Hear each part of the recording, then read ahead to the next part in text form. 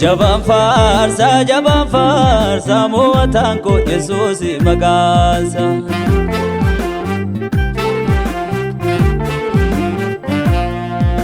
Isa dhiisee orma faarsu ulfinaasaa lafaaf hin dabarsu.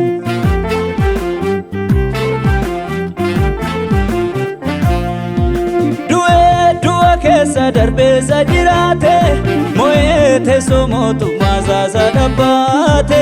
Yesuusi Yesuusi Yesuusi Yesuusi qofaan jaja.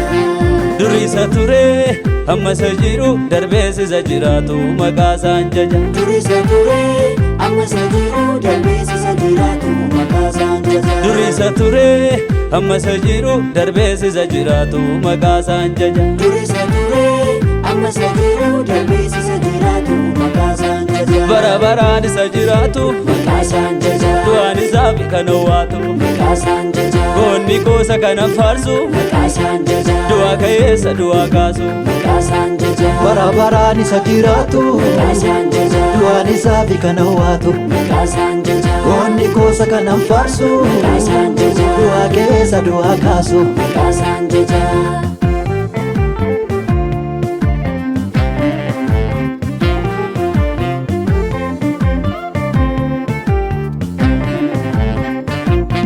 Waan boososee booruu baduuf amma fannifadha. Keessa kootti isa guutamee dhugichan dubbadha. Kanaaf galee goota jechuun du'aa kan kaasudha.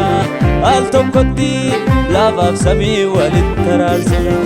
Goota kooti jecha nabu'aan isaaf akkamitti gaafa ka'ee laftiif samii nu duraa baqatti. Goota kooti jecha nabu'aan isaaf akkamitti gaafa ka'ee laftiif samii nu duraa baqatti. Kun ka'ee kufuu kun du'ee tafuu isa jiraatu Yesuusin anjajaasa mo'ee hafuu.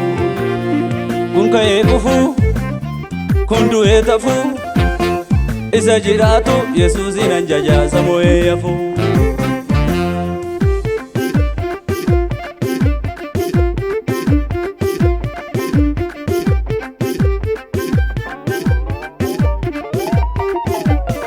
Waca dhageenye naanu nu wajjiniin olaanu.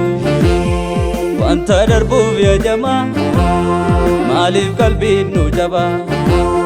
Warra sattaamanatu bineensa maadhi nyaatu.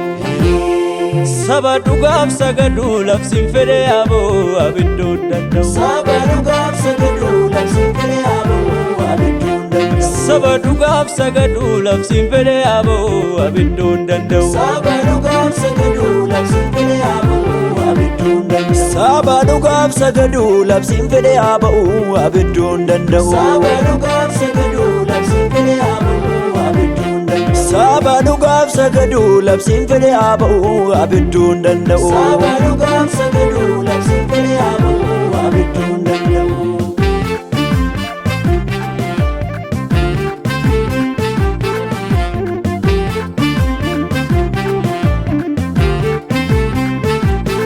Rakkoo maraaf dhalli namaa majooraa furmaanni argameera.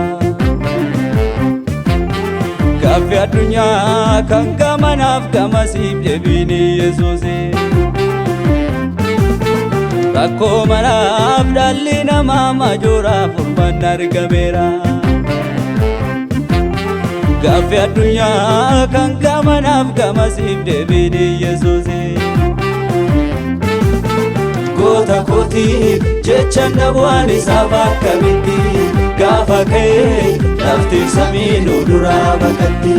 Goota kooti jecha nabu'aan isaaf akkamitti gaafa ka'ee laftiif samii nu duraa baqatti.